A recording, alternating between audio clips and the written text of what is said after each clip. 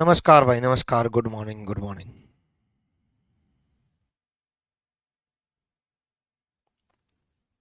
चलो,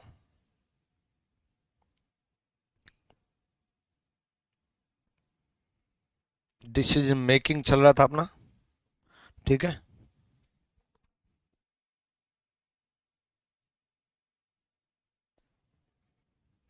तो decision making का आगे का पार्ट समझते हैं। आई होप कल आपको समझ में आ गया होगा।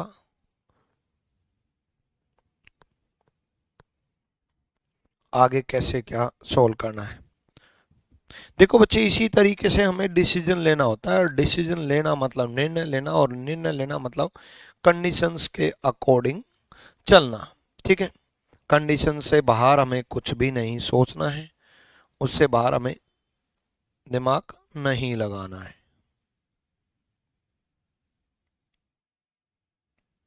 ठीक है। ये क्वेश्चंस हो गया था, ये हो गया था, ये हो गया था, ये हो गया था। ठीक है।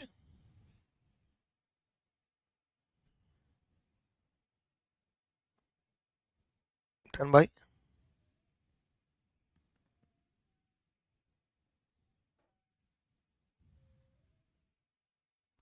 उसके बाद ये क्वेश्चंस, ये क्वेश्चन और करते हैं।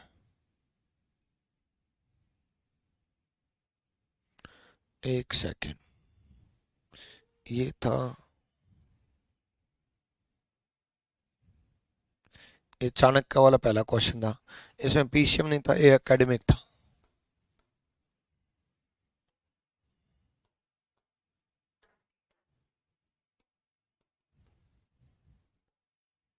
एकेडमिक सब्जेक्ट होने चाहिए।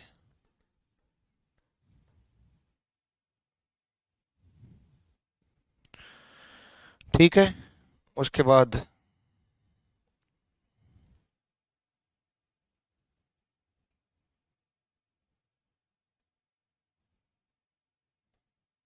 चलो मानसी का करते हैं। इसका केस देखते हैं एक बार। आ जाओ भाई। उसी कंडीशंस के बेस पे है, वही कंडीशंस हैं।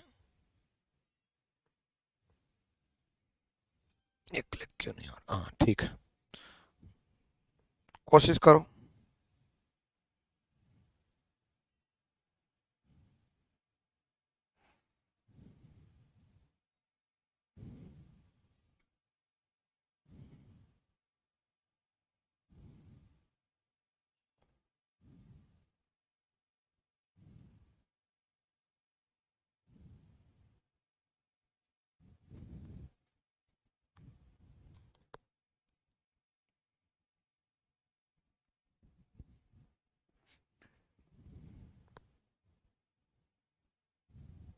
हो गया भाई। कंडीशन तो आपके पास होंगी ना, अब तो सोल्व करो।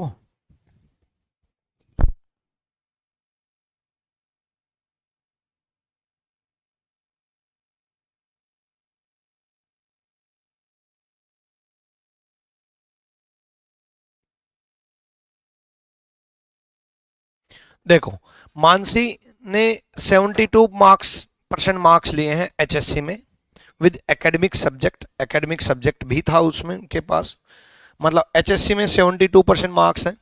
तो हमारी कंडीशन ये है कि एचएससी में 60% मार्क्स होने चाहिए। एचएससी में 60% मार्क्स होने चाहिए। तो पहला कंप्लीट हो रहा है ना, पहला कंप्लीट हो रहा है। उसके बाद, उसके बाद क्या है, एकेडमिक सब्जेक्ट भी थे उसके पास, है ना, with academic subject and 65% marks in entrance exam. Entrance exam में 65% मार्क्स है। एंट्रेंस एग्जाम वाली कंडीशन भी पूरी हो रही है ना। एंट्रेंस एग्जाम वाली कंडीशन भी पूरी हो रही है, एंट्रेंस एग्जाम भी है। ठीक है। उसके बाद, उसके she studies HSC in Karnataka. Her father is working in Tamil Nadu since 2010। और वो कर्नाटका में पढ़ी है। अब देखो, कर्नाटका में पढ़ी है और एकेडमिक सब्जेक्ट भी थे, तो एकेडमिक सब्जेक्ट वाले भी कंडीशन पूरी। एकेडमिक सब्जेक्ट वाली कंडीशन भी पूरी, है ना। एकेडमिक सब्जेक्ट वाली कंडीशन भी पूरी। वो कर्नाटका से थे, तमिलनाडु से नहीं पढ़ी है वो, कर्नाटका से पढ़ी है। लेकिन अगर कर्नाटका से पढ़ी है तो तमिलनाडु से नहीं पड़ी, मतलब दूसरी कंडीशन कंप्लीट नहीं, सॉरी तीसरी कंडीशन कंप्लीट नहीं है। और तीसरी कंडीशन कंप्लीट नहीं है, दोबारा सुनो, उसके 72% थे पहली पूरी, एकेडमिक सब्जेक्ट थे दूसरी पूरी, 65% थे चौथी पूरी, और वो तमिलनाडु से नहीं थी, वो तमिलनाडु से नहीं थी। ये अगर पूरी नहीं हो तो क्या होनी चाहिए, या तो वो तमिलनाडु से हो, अगर ये तमिलनाडु से नहीं है तो क्या होना चाहिए, पेरेंट्स 5 साल से तमिलनाडु में होने चाहिए, पेरेंट्स 5 साल से तमिलनाडु में होने चाहिए। बिल्कुल उसके पेरेंट्स 5 साल से तमिलनाडु में हैं, क्योंकि इसने लिख रखा है हर फादर, उसके पिता 2010 से तमिलनाडु में कार्यरत हैं, तो 2016 तक तो 6 साल हो गए, ठीक है, तो 5 साल से तो एडमिशन दिया जाएगा, लेकिन किसके बेस पे, अदर स्टेट कोटा के बेस पे। किसके बेस पे दिया जाएगा, अदर स्टेट कोटा के बेस पे, ठीक है। देखो पहला अगर आप टिक करते हो, if admission can be given, admission दिया जाएगा, और एडमिशन अदर स्टेट के कोटा पे दिया जाएगा, और एडमिशन स्पोर्ट्स कोटा पे दिया जाएगा, ये तीनों अलग अलग बातें हैं। एडमिशन उसको दिया जाएगा जिसकी सारी कंडीशन पूरी है, एडमिशन किसको दिया जाएगा, उसको जिसकी सारी कंडीशन पूरी है ना। एडमिशन तो इसको भी मिलेगा, लेकिन स्पोर्ट्स कोटा से मिलेगा या अदर स्टेट कोटा से मिलेगा या सीधा एडमिशन मिलेगा। आप खुद सोचो, पहली पूरी, दूसरी पूरी, चौथी पूरी, लेकिन थर्ड पूरी नहीं है, और थर्ड पूरी नहीं है लेकिन थर्ड का सेकंड पार्ट पूरा है।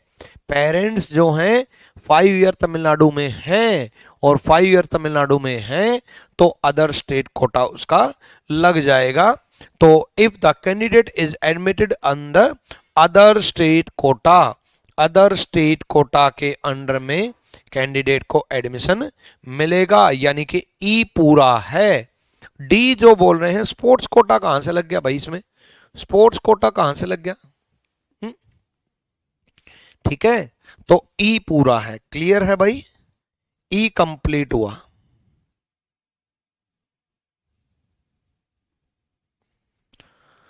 डन। चलो राहुल वाला केस लेते हैं अब हम।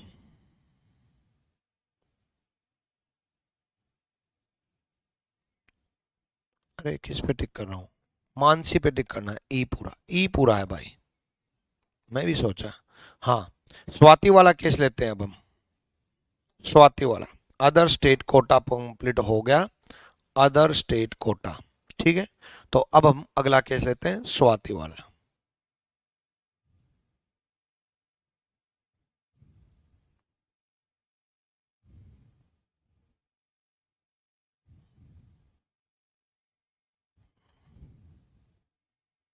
चलो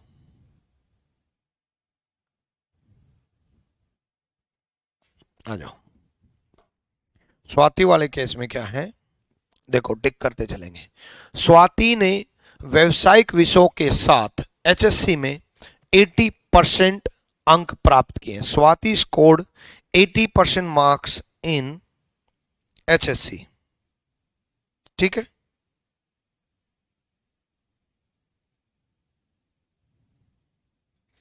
करो, तो 80% मार्क्स हो गए एचएससी में विद वोकेशनल सब्जेक्ट। क्या बोला, वोकेशनल सब्जेक्ट, ठीक है, एकेडमिक सब्जेक्ट नहीं बोला उसने, वोकेशनल सब्जेक्ट बोला है, ठीक है। चलो, सी स्टडीड 11th एंड 12th इन तमिलनाडु, उसने 11वीं और 12वीं तमिलनाडु में की है, ठीक है।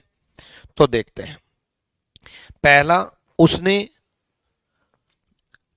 80% मार्क्स लिए हैं एचएससी में, एचएससी में 80% मार्क्स हैं, यानी कि पहली कंडीशन पूरी हो रही है, 80% मार्क्स हैं एचएससी में, ठीक है। उसके बाद वो तमिलनाडु में 11th-12th करके आई है, उसने सी स्टडीड 11th-12th इन तमिलनाडु, तमिलनाडु में 11th-12th करके आई है, मतलब तीसरी कंडीशन पूरी, तीसरी कंप्लीट हो गई भाई, है ना।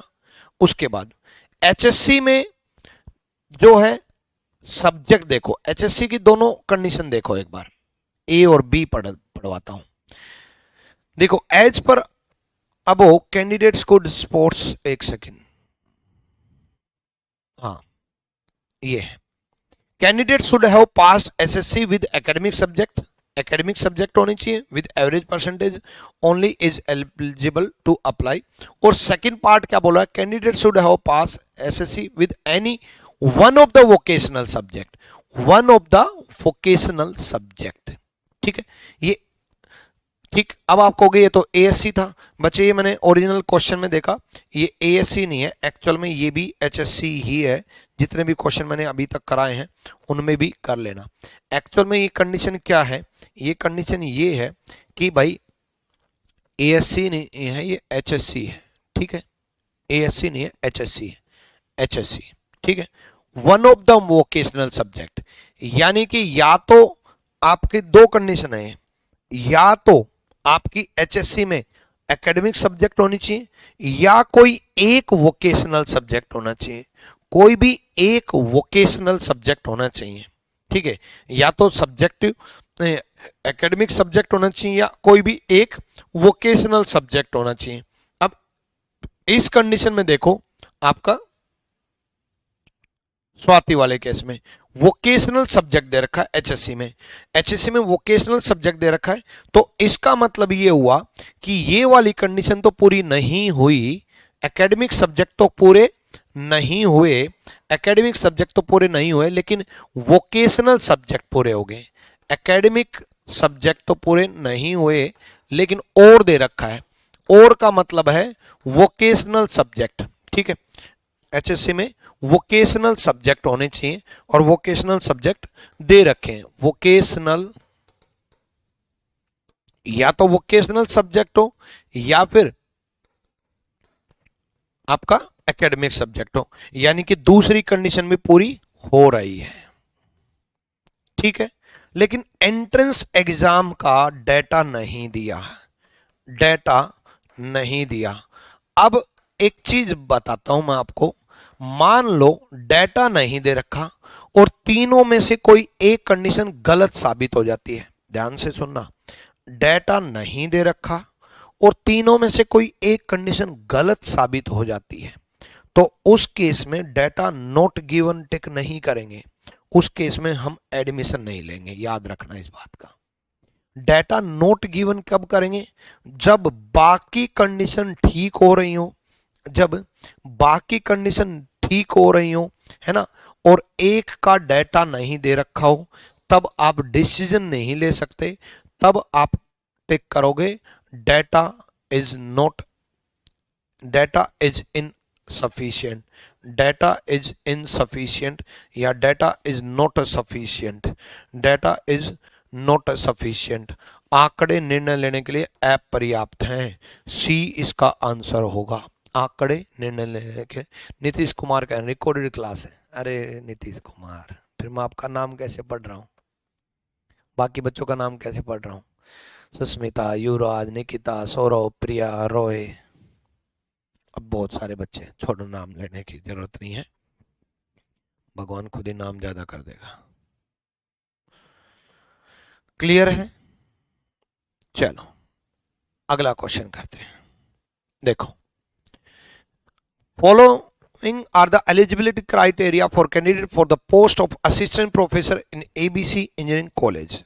असिस्टेंट प्रोफेसर के लिए पोस्ट निकली है एबीसी इंजीनियरिंग कॉलेज में, ठीक है।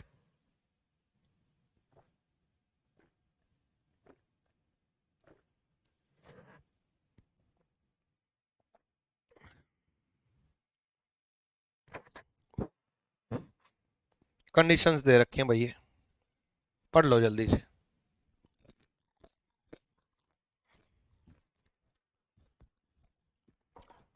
चार कंडीशंस हैं, कम से कम 75% मार्क्स होने चाहिए 12वीं में, बीटेक एग्जामिनेशन 80% होने चाहिए, engineering call with at least 70% marks होने चाहिए, पोस्ट ग्रेजुएट, ठीक है, और 5 साल का एक्सपीरियंस होना चाहिए रेपुटेड कॉलेज से।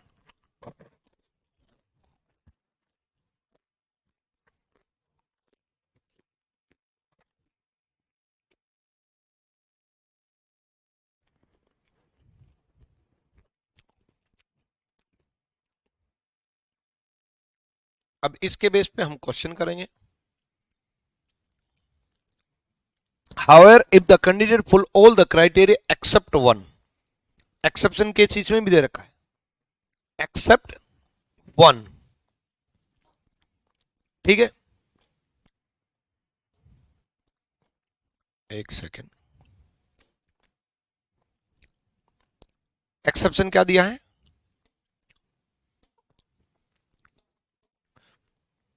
एक्सेप्ट वन, एक्सेप्शन दिया है, then the matter will be referred to the principal of the college in the question given below, the detailed information on candidate is given, ठीक है, यानी कि एक्सेप्शन सिर्फ एक के लिए है, एक्सेप्शन सिर्फ एक के लिए है। चलो कंडीशन रखते हैं, पहला 12th में 75% मार्क्स होने चाहिए, शॉर्ट फॉर्मेट में लिख लेता हूं, 12th में 75% मार्क्स होने चाहिए, 12th में क्या होना चाहिए, 75%।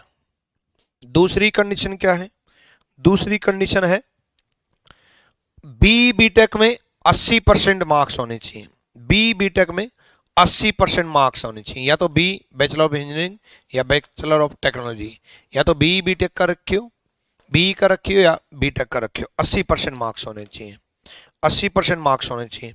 तीसरी कंडीशन क्या है, engineering with at least 70% marks in post graduation, ठीक है, पोस्ट ग्रेजुएशन इंजीनियरिंग में होनी चाहिए, पोस्ट ग्रेजुएशन मतलब एमटेक या एमई, पोस्ट ग्रेजुएशन होनी चाहिए, किस में, इंजीनियरिंग में, एमटेक होनी चाहिए या इंजीनियरिंग में। कितने परसेंट मार्क्स मांग रखे, इंजीनियरिंग में मांग रखे पोस्ट ग्रेजुएशन 70%, और 5 साल का एक्सपीरियंस होना चाहिए, 70%, ठीक है। और चौथी कंडीशन है 5 ईयर एक्सपीरियंस, 5 ईयर एक्सपीरियंस। और अगर पहली कंडीशन पूरी नहीं है, वो कह रहा है एक्सेप्ट वन, यदि पहली कंडीशन पूरी नहीं है तो अदर कंडीशन नहीं दे रखी, डायरेक्ट प्रिंसिपल के पास भेज दिया जाएगा। अगर ये पहली कंडीशन पूरी नहीं है तो डायरेक्ट प्रिंसिपल के पास भेज दिया जाएगा, ठीक है, प्रिंसिपल के पास भेज दिया जाएगा। ये हमारी कंडीशंस हैं। चलो सोल्व करते हैं। शक्ति बल वाज बोर्न, आप लोग सोल्व करो, पहले आप करो। हाँ जी अजय, वो तो हो ही जाएगा बिल्कुल।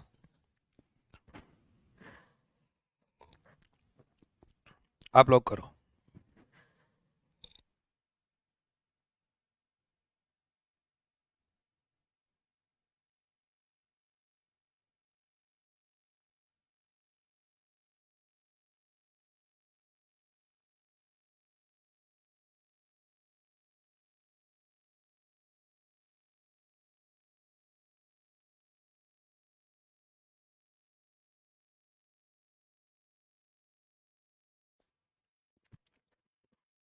आ जाओ।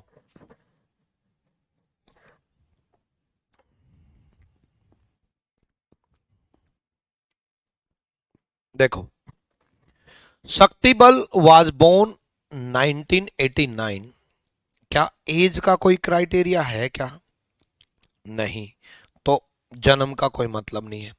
ही गोट 80% मार्क्स इन 12th, 12th में कितने परसेंट मार्क्स हैं, 80%। कौन सी कंडीशन पूरी हो गई, पहली कंडीशन पूरी।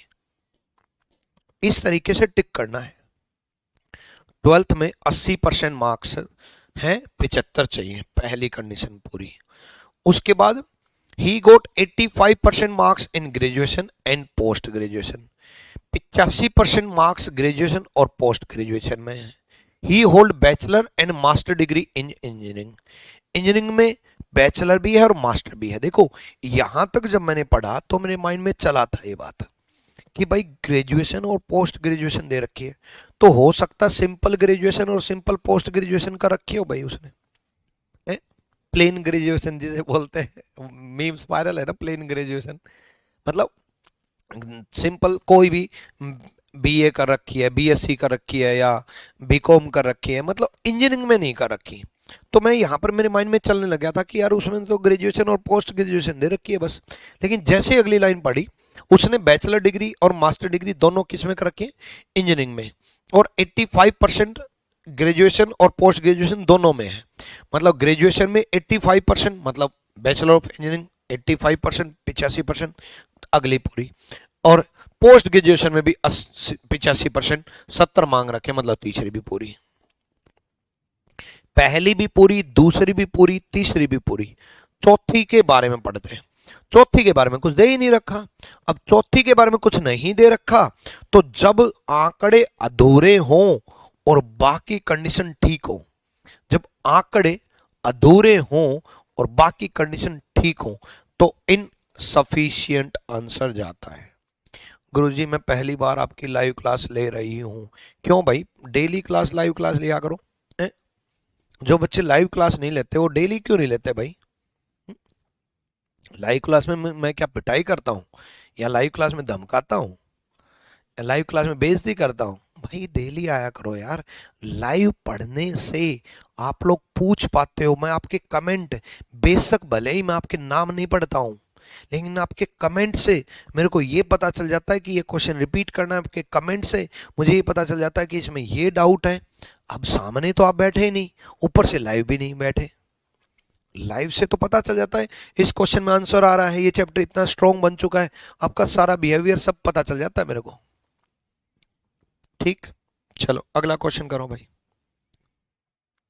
तो 5 साल का एक्सपीरियंस जो है ये गिवन नहीं था, नोट गिवन था, इसलिए दे नहीं रखा, इसलिए डाटा इनसफिशिएंट जाएगा। आंकड़े अधूरे हैं, जाएगा। क्लियर है? करो इस क्वेश्चन को, करो जल्दी से, करो भाई जल्दी करो।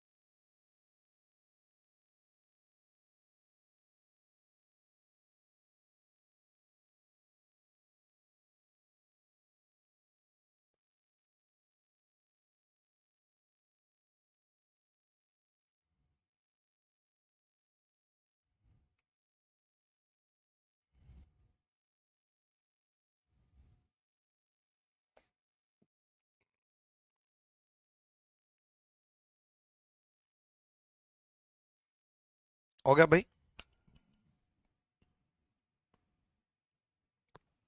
देखो, Raghu was born on April 4 1988। Raghu का जन्म 4 अप्रैल 1988 को हुआ। जन्म की तो जरूरत ही नहीं है। ही गोट 80% मार्क्स इन 12th। 80% मार्क्स हैं 12th में। 12वीं में 80% मार्क्स हैं। एक एक पढ़ते चलो, टिक करते चलो। 80% मार्क्स है 12th में, 75 चाहिए, 80 है। पूरी पाई, पहली कंडीशन पूरी है। 80 दे रखे हैं 12वीं में, 75 चाहिए, तो पहली कंडीशन पूरी हुई कि नहीं हुई? हो गया। Next, he got 85% in graduation and post graduation, है ना। 85% मार्क्स हैं ग्रेजुएशन में और पोस्ट ग्रेजुएशन में। और इंजीनियरिंग दे रखी है भाई, इंजीनियरिंग दे रखी है, 85% मार्क्स हैं इंजीनियरिंग के साथ ग्रेजुएशन में और पोस्ट ग्रेजुएशन में 85% मार्क्स है। ग्रेजुएशन में भी 85% मार्क्स है और वो भी इंजीनियरिंग में सेकंड पूरी। पोस्ट ग्रेजुएशन में भी 85% मार्क्स है, वो भी इंजीनियरिंग में तीसरी पूरी। भाई पोस्ट ग्रेजुएशन में 85% है, तीसरी पूरी। भाई B bachelor of engineering B में 85% है, मतलब दूसरी पूरी। उसके बाद he has 5 year experience in XYZ engineering college, 5 साल का एक्सपीरियंस है, चौथी पूरी। पहली पूरी, दूसरी पूरी, तीसरी पूरी, चौथी पूरी। जब चारों कंडीशन पूरी करके आ रहा है लड़का रघु नाम का, तो उसका तो एडमिशन, उसको तो सिलेक्शन दे दो। जब आप चारों कंडीशन फुलफिल कर रहे हो तो उसका तो सिलेक्शन दोगे। आप सोचो, आप प्री क्लियर करो, आप मेंस क्लियर करो, है ना, फिर आपका मेडिकल जो होता है वो भी क्लियर करो, डॉक्यूमेंट वेरिफिकेशन होती है उसमें भी आप सब कुछ फिट बैठ जाए, आप टाइपिंग भी क्लियर करो, कंप्यूटर का एग्जाम भी क्लियर करो। ये सब क्लियर करने के बाद कोई रोक सकता है क्या आपकी नौकरी? नहीं। तो ऐसे ही ये है, जब चारों कंडीशन फुलफिल कर रहा है तो कौन रोक सकता है? नहीं रोक सकता। ए इज द राइट आंसर, ए सही जवाब है। क्लियर है? अगला केस डिस्कस करते हैं भाई।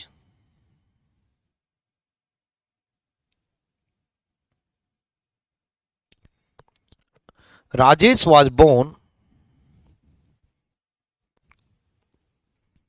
on January 20। पढ़ो पढ़ो पढ़ो, जल्दी पढ़ो।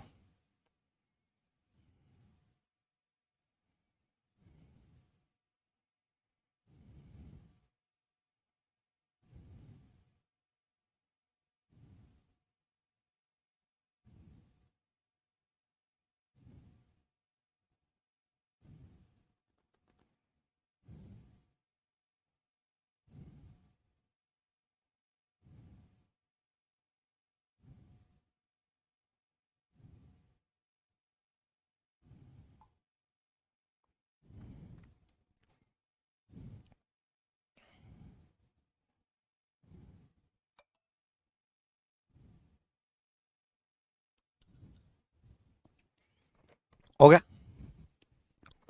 Rajesh was born on January 22, 1988। पता नहीं हर क्वेश्चन में जन्म क्यों दे देते हैं जब पूछा ही नहीं, फालतू टाइम वेस्ट करने के लिए। ही गोट 70% मार्क्स इन 125 एग्जाम। 125 एग्जाम क्या है? अरे 12वीं एग्जाम, 125 एग्जाम। कमाल है मेरा टाइपिस्ट भी। ये 12th है भाई, हिंदी में पढ़ा 12वीं। 12th एग्जाम 70% है भाई 12वीं में। कितने? 70%। और कितने चाहिए? 75 चाहिए। 70 हैं, पहली कंडीशन गलत। अब कई बच्चे इतने महान होते हैं, पहली कंडीशन गलत होते ही सीधा बोलो प्रिंसिपल को भेज दो। अरे भाई बाकी कंडीशन भी देख लो, क्या पता बाकी गलत हो गई तो सीधा नोट सेलेक्टेड आएगा, है ना। 80% मार्क्स हैं इन engineering and in post graduation, है ना। उसके स्नातक और स्नातक, उसे इंजीनियरिंग में स्नातक और स्नातक और यानी कि ग्रेजुएशन और पोस्ट ग्रेजुएशन दोनों में 80% मार्क्स हैं, दोनों में। इंजीनियरिंग में, ग्रेजुएशन में भी 80, दूसरी कंडीशन पूरी। पोस्ट ग्रेजुएशन में भी 80, तीसरी कंडीशन पूरी। ठीक है, डन। पोस्ट ग्रेजुएशन में भी पूरी। उसके बाद 2 साल का एक्सपीरियंस है, 2 साल का एक्सपीरियंस है। कितने साल का? 2 साल का, 5 का नहीं है। 2 ईयर एक्सपीरियंस दे रखा है। 2 ईयर एक्सपीरियंस कितने साल का है? 2 ईयर एक्सपीरियंस, यानी कि चौथी कंडीशन पूरी नहीं हो रही। और प्रिंसिपल के पास तब भेजते जब बाकी सारी कंडीशन ठीक होती, बाकी सारी कंडीशन ठीक होती। दूसरी ठीक है, तीसरी ठीक है, चौथी 5 साल का एक्सपीरियंस नहीं लेके बैठा हो, 2 साल का एक्सपीरियंस है, ओनली 2 ईयर। 2 वर्षों का एक्सपीरियंस है, तो इसलिए इसका सिलेक्शन नहीं होगा। Candidate will not be selected. Experience में मार खा गया, इसको कहेंगे भाई 3 साल बाद आ जियो, अभी ना तो बच्चा है, हमारे कॉलेज में नहीं पढ़ाने लायक है, 3 साल बाद आ जियो, 3 साल और एक्सपीरियंस ले अब, ठीक है। तो सिलेक्शन नहीं होगा, सिलेक्शन नहीं होगा। क्लियर है भाई?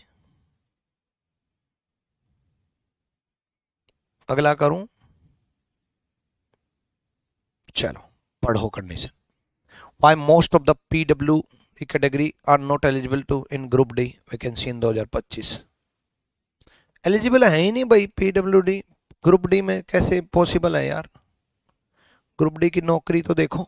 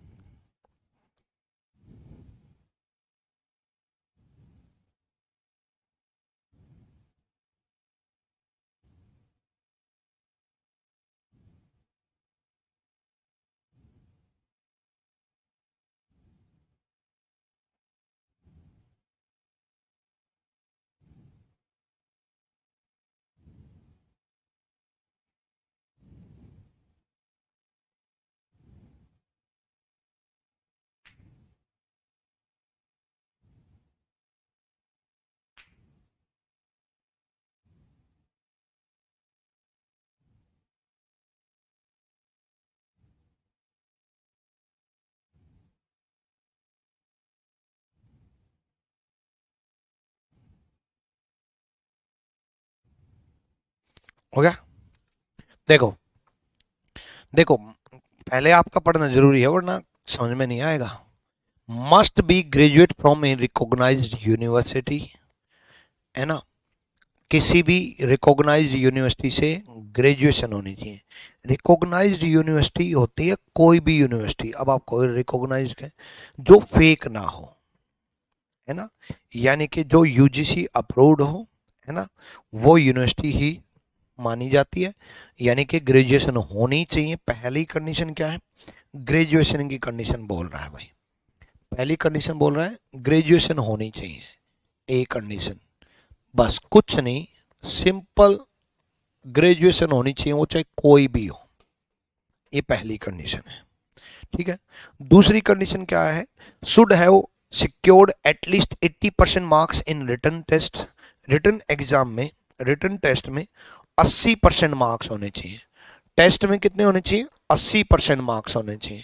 रिटन टेस्ट में 80% मार्क्स होने चाहिए, दूसरी कंडीशन बोल रहा है। तीसरी, should not be less than 22 and maximum age should be 28 on October 2016। 22 साल से कम नहीं होना चाहिए, 28 से ज्यादा नहीं होना चाहिए 1 अक्टूबर 2016 के अनुसार। एज जो है एज जो है क्या बोल रखा है? 22 टू 28, 22 से 28 होनी चाहिए, और किसके अकॉर्डिंग? 1 अक्टूबर 2016 के अनुसार, 1 अक्टूबर 2016 के अनुसार, ठीक है। उसके बाद टाइपिंग स्किल इन हिंदी और इंग्लिश, ठीक है, टाइपिंग स्किल होनी चाहिए हिंदी और इंग्लिश में, या तो हिंदी में आनी चाहिए या इंग्लिश में आनी चाहिए। टाइपिंग होनी चाहिए चाहे हिंदी में हो चाहे इंग्लिश में हो, ठीक है, ये डी कंडीशन है, ठीक है, टाइपिंग स्किल होनी चाहिए। उसके बाद however if the candidate fulfil all the above criteria except C, except C, हालांकि एक उम्मीदवार अगर उपरोक्त सभी मानदंडों को पूरा करता है सिवाय सी के, सिवाय सी के, मतलब अगर सी पूरा नहीं है, सी पूरा नहीं है मतलब सुनो 22 से लेकर के 28 के बीच में ये फुलफिल नहीं करता है, ठीक है, ये फुलफिल नहीं करता है, तो क्या होना चाहिए? But if he has secured 90% marks in written test then his case will be referred to the senior manager will be sent. है ना। यदि सी पूरा नहीं करता, लेकिन यदि लिखित परीक्षा में उसके 90% मार्क्स हैं, तो ऐसे मामले को वरिष्ठ प्रबंधक के पास भेजा जाएगा। ठीक है, सीनियर मैनेजर के पास भेजा जाएगा। मतलब सी कंडीशन अगर किसी बच्चे की पूरी नहीं है, ये 1 अक्टूबर 2024 यहां लिख देता हूं, 2016, अगर किसी बच्चे की सी कंडीशन पूरी नहीं है, मान लो ये कंडीशन पूरी नहीं है, तो क्या होना चाहिए, टेस्ट में 90% मार्क्स होने चाहिए और केस कहां भेज दिया जाएगा, सीनियर मैनेजर के पास। कहां भेज दिया जाएगा, सीनियर मैनेजर के पास भेज दिया जाएगा, सीनियर मैनेजर के पास भेज दिया जाएगा। क्लियर है। बीएससी लास्ट ईयर वाले दे सकते हैं भाई, आपके जो फॉर्म भरा है ना उससे पहले रिजल्ट आना चाहिए, ये कंडीशन है, रिजल्ट आना चाहिए। चलो, अगर ये कंडीशन है तो देखते हैं, सॉल्व करते हैं, आ जाओ एक एक कंडीशन सॉल्व करते हैं। What will be the decision in the case Venkat has completed BTech from Mumbai University with an aggregate 75% marks? BTech में उसने कितने परसेंट मार्क्स ले लिए, 75% मार्क्स। हमें तो ग्रेजुएशन चाहिए, मार्क्स चाहे कितने भी हो, मतलब पहली कंडीशन पूरी। ठीक है, पहली कंडीशन पूरी, वेंकट के बीटेक में 75% मार्क्स हैं, पहली कंडीशन पूरी। 1993 वो पैदा हुआ, 1993 में वो पैदा हुआ। ठीक है, 1993 में वो पैदा हुआ, तो 2016 के अनुसार 16 और 7 कितना हो गया, साल का हो गया। 16 और 7 23 साल।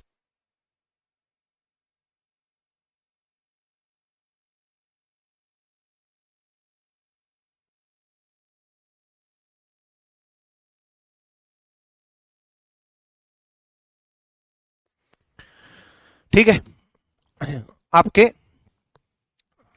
1993 पैदा हुआ यानी कि 23 साल का हो गया, 23 साल का हो गया भाई। 1993 में 7 साल तो वो हो गए, और 2016 के अनुसार हमें चाहिए ना 16 साल, ये हो गए 16 और 7 23, मतलब तीसरी कंडीशन पूरी। ग्रेजुएशन कर रखी है, पहली कंडीशन पूरी, उम्र पूरी है, तीसरी कंडीशन पूरी। आगे चलते हैं, उसके बाद has secured 70% in written exam, है ना, 70% है रिटन एग्जाम में। रिटन एग्जाम में कितने चाहिए, 80, कितने चाहिए, 80। अब सुनो ध्यान से, सुनो ध्यान से, रिटन एग्जाम में 80 चाहिए, 70 है, और इसके लिए तो कोई एक्सेप्ट भी नहीं दे रखा, सिवाय भी नहीं दे रखा, एक्सेप्शन भी नहीं दे रखा। इस कंडीशन के लिए तो दे रखा, चलो कि भाई मान लो उम्र पूरी नहीं भी होती तो टेस्ट में उसके 90% होने चाहिए थे, तो कहां भेज दिया जाता, सीनियर मैनेजर के पास। लेकिन ये तो कंपलसरी है भाई, ए कंडीशन, बी कंडीशन और डी कंडीशन तो कंपलसरी है, डी कंडीशन तो कंपलसरी है ना। अब आप कहोगे सर शॉर्ट एंड में इंग्लिश और हिंदी जानता है, he has complete lower higher course in Hindi language, है ना, हिंदी लैंग्वेज में। अब आप कहोगे सर टाइपिंग नहीं दे रखी, बच्चा पता क्या करता है, सर टाइपिंग दे नहीं रखी, टाइपिंग दे नहीं रखी। अब अगर टाइपिंग नहीं दे रखी तो बच्चा सोचता है कि भाई डेटा नहीं दे रखा। मैंने आपको क्या कहा था, डेटा नोट गिवन तब जाएगा जब कोई डेटा एक ना दिया हो और बाकी सारी क्राइटेरिया पूरे हो रहे हो। मैंने क्या बोला, जब कोई एक डेटा ना गिवन हो और बाकी ठीक हो रहे हो तब जाएगा। भाई डेटा नोट गिवन का मतलब क्या होता है कि हम डिसीजन नहीं ले पा रहे, और डिसीजन क्यों नहीं ले पा रहे, क्योंकि आपके पास इंफॉर्मेशन नहीं है। लेकिन अब तो इंफॉर्मेशन हो चाहे ना हो, आप डिसीजन ले सकते हो ना कि सिलेक्शन नहीं होगा, क्योंकि अगर उसकी टाइपिंग होती भी तो भी सिलेक्शन नहीं होता, और टाइपिंग नहीं भी है तो भी सिलेक्शन नहीं होता। टाइपिंग वो चाहे कितनी स्पीड ले आए तो भी सिलेक्शन नहीं होगा। क्यों? क्योंकि टेस्ट क्वालिफाई उसने नहीं किया। आपने टेस्ट क्वालिफाई नहीं किया, बेशक आपको टाइपिंग आती हो, क्या आपको सीजीएल में नौकरी मिल जाएगी? नहीं मिलेगी। सेम उसी प्रकार उसने टेस्ट क्वालिफाई नहीं किया, क्योंकि 70% मार्क्स रह गए, तो नोट सेलेक्टेड आएगा, चयन नहीं होगा उस बच्चे का, नोट सेलेक्टेड आएगा। बी इसका सही जवाब होगा। क्लियर है? डन। पैसा दे के सिलेक्शन होगा ना भाई, यहां पर पैसा दे करके भी सिलेक्शन नहीं होता। ठीक है, डन। अगला कराए, अगला क्वेश्चन करवाऊं? आ जाओ,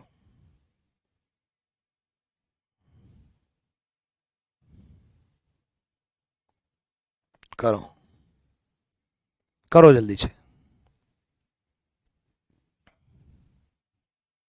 शॉर्ट हैंड का मतलब, शॉर्ट हैंड एक लैंग्वेज होती है जो स्टेनो के एग्जाम में काम आती है ना। शॉर्ट हैंड सीखी जाती है, स्टेनो के जितने भी बच्चे होते हैं वो शॉर्ट हैंड से ही करते हैं।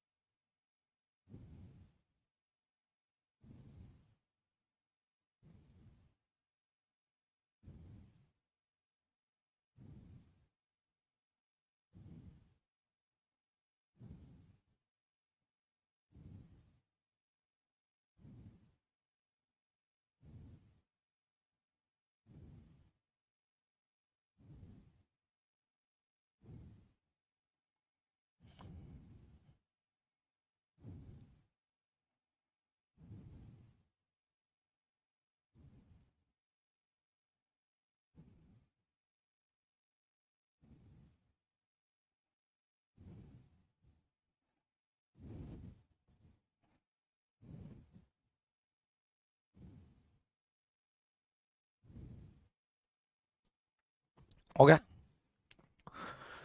Decision in his case, Raja with an aggregate of 85% marks in B completed. राजा के 85% मार्क्स हैं ग्रेजुएशन में। चाहिए ही नहीं, ग्रेजुएशन होनी चाहिए, पहली कंडीशन पूरी है, ग्रेजुएशन होनी चाहिए, राजा के हैं। अगला, he has completed the following course in English typing. English typing उसने कर रखी है, चौथी पूरी। इंग्लिश हो या हिंदी हो, टाइपिंग होनी चाहिए। अगला, 1992 में वो पैदा हुआ, 1992 में वो पैदा हुआ, 92 में पैदा हुआ तो 2016 के अनुसार 16 और 8 24 साल का हो गया। 92 से 2000 तक 8 साल और 16 साल, ये 24 साल का हो गया। तीसरी कंडीशन पूरी। अब देखो इस केस में पहली पूरी, तीसरी पूरी, चौथी पूरी। टेस्ट के बारे में ना आप ठीक कर सकते क्योंकि पता ही नहीं, ना आप गलत कर सकते क्योंकि पता ही नहीं, और ऐसे केस में आप निर्णय लेने लायक नहीं बचे। और निर्णय लेने लायक नहीं बचे तो ऐसे केस को बोलते हैं कि डेटा इनसफिशिएंट है, the given fact are insufficient या फिर नॉट सफिशिएंट, तथ्य निर्णय लेने के लिए अपर्याप्त हैं। तो ऐसे केस को हम बोलेंगे इनसफिशिएंट, यानी कि सी जाएगा। अगर कोई भी गलत साबित हो जाता तो नॉट सेलेक्टेड आ जाता, सारे ठीक साबित हो जाते तो सेलेक्टेड आ जाता। क्लियर है? डन। चलो करते हैं अगला क्वेश्चन।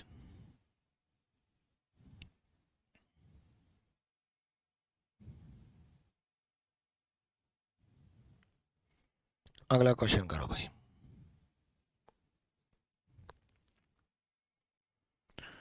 प्रीति वाला केस सॉल्व करो जल्दी से।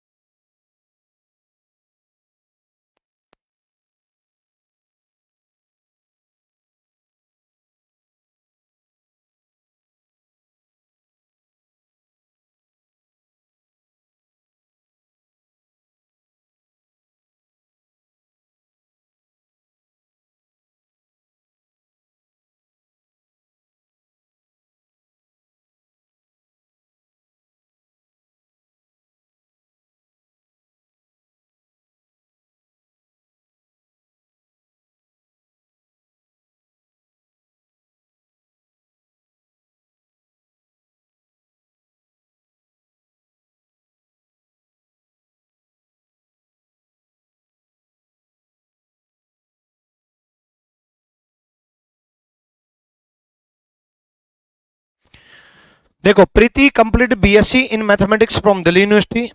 बीएससी कंप्लीट कर रखी है प्रीति ने, तो ग्रेजुएशन कंप्लीट है, मतलब पहली कंडीशन पूरी। ठीक है।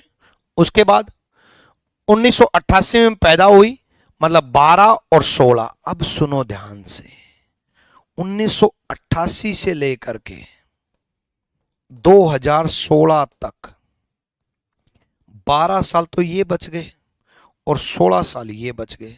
16 और 12 28, पूरा 28 हो गया। अब यहां पर ना आपको ये देखना पड़ेगा कि एक्चुअल डेट ऑफ बर्थ क्या है। डेट ऑफ बर्थ उसकी गिवन नहीं है, क्योंकि भाई एक बात बताओ, 1988 में वो पैदा हुई है ना, आप कैलकुलेट करो, 1988 में वो पैदा हुई तो 2016 तक 1 अक्टूबर 2016 के अनुसार होना चाहिए ना। हम 28 साल कम है या ज्यादा है वो डिपेंड करेगा। फॉर एग्जाम्पल, मान लो वो जनवरी 1988 में पैदा हुई, जनवरी 1988 से लेकर के जनवरी 2016 तक वो पूरी 28 साल की हो गई। यही चीज वो दिसंबर 1988 में पैदा हुई, दिसंबर 1988 में पैदा हुई, तो उसके अनुसार अक्टूबर 2016 के अनुसार वो 28 साल की कब होगी, दिसंबर 2016 में। हमें कब चाहिए, अक्टूबर में। तो यहां पर पूरा 28 जब बन जाता है या पूरा 22 जब बन जाता है, तो आपको डेट ऑफ मंथ और ईयर चाहिए ही चाहिए, सॉरी मंथ और डेट चाहिए ही चाहिए। चलो आगे बढ़ते हैं। Complete the following course in typing in Hindi. Hindi में कंप्लीट है उसका, एक सेकेंड, 14 टाइपिंग कंप्लीट है, मतलब डी पूरी। टाइपिंग कंप्लीट है मतलब डी पूरी। एक सेकेंड,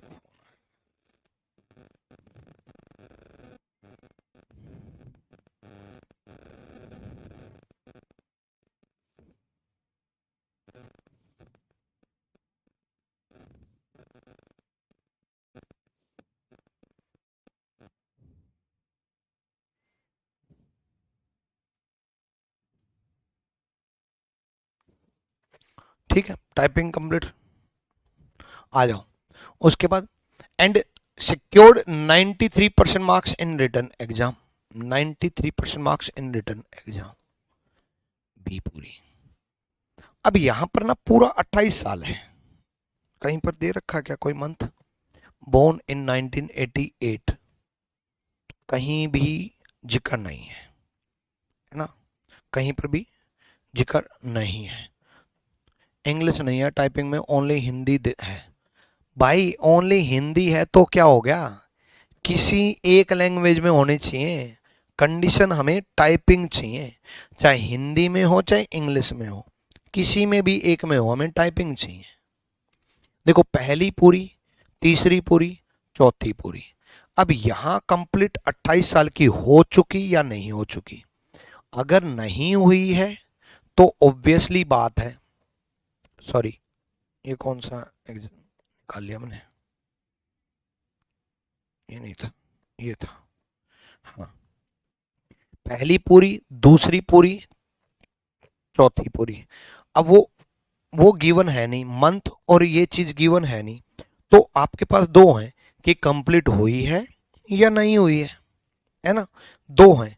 तो क्या ऐसा ऑप्शन दे रखा है, the given fact are insufficient to decide. ठीक है, वैसे तो इस क्वेश्चन में हमें ऑब्वियसली बात है गिवन फैक्ट इनसफिशिएंट है, क्यों, क्योंकि 28 साल पूरा हुआ है या नहीं हुआ है, 28 साल पूरा मांगा है। ठीक है, 1 अक्टूबर 1988 हो तो भाई 1 अक्टूबर 1988 हो तो 1 अक्टूबर 2016 तक 28 कंप्लीट हो गए। 1 अक्टूबर से पहले की डेट हो तो 28 से ज्यादा हो गए, बाद की डेट हो तो 28 से कम है। अब ई मंथ और जो ये गिवन नहीं है,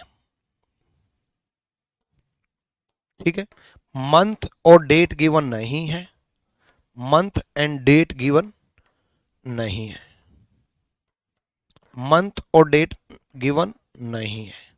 अब ये गिवन नहीं है तो हम ये नहीं बोल सकते कि 28 से कंप्लीट है या 28 से कम है, ये नहीं डिसाइड कर सकते। ज्यादा है 28 से तो कहां भेज दिया जाएगा, सीनियर मैनेजर के पास। कम है 28 से तो क्या हो जाएगा, सिलेक्शन। तो डिसीजन नहीं ले सकते, डिसीजन नहीं ले सकते। सी इसका आंसर टिक करेंगे। बहुत बच्चों ने इसका आंसर टिक किया था कि सीनियर के पास भेज दो, सीनियर के पास भेज दो। भाई सीनियर के पास तब भेजूंगा जब मैं 28 साल से ज्यादा का हो जाऊंगा। अभी मंथ और डेट गिवन नहीं है तो 28 से ज्यादा है या कम है ये डिसाइड नहीं कर पा रहे हैं, इस वजह से ये केस सीनियर के पास नहीं भेजेंगे। डाटा नोट सफिशिएंट बोलेंगे, डाटा गिवन जो है वो सफिशिएंट नहीं है। अगले क्वेश्चन की तरफ बढ़ते हैं। अगला क्वेश्चन क्लियर है, ये क्वेश्चन हो गया तो ये क्वेश्चन कराऊंगा मैं अगली क्लास में, ठीक है भाई। Till then bye bye, take care भाई।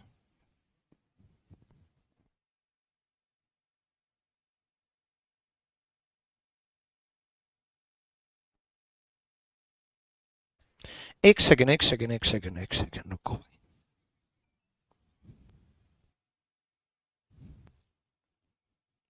एक सेकेंड,